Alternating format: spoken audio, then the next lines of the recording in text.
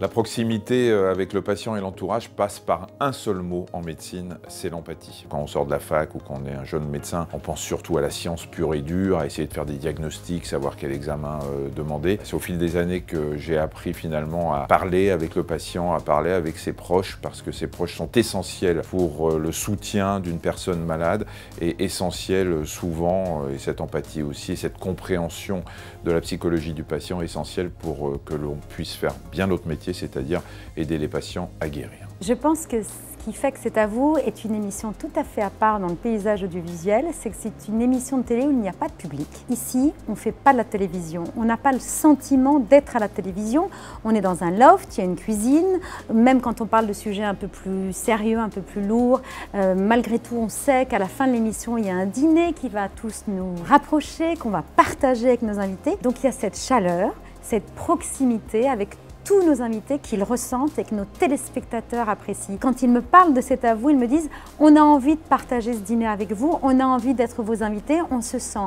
avec vous comme en famille ». C'est le plus beau compliment qu'on puisse faire à une émission de télévision. Avec l'ONG que j'ai créée qui s'appelle Base Impact et notre projet Bob, on cherche à faire la proximité de deux façons. La première, c'est vraiment en mettant la technologie au service de l'humain. Avec Bob, on a accompagné plus de 170 000 personnes en recherche d'emploi et qui sont justement des personnes plus éloignées. Et donc on cherche à créer cette proximité là avec eux et pour eux-mêmes avec le tissu qui les entoure, leurs proches, et ainsi de suite. Et puis deuxièmement, au niveau de la notion de service public citoyen, notre engagement, c'est aussi de créer la proximité entre la société civile et le service public pour qu'on collabore pour créer des nouvelles solutions au sujet de société.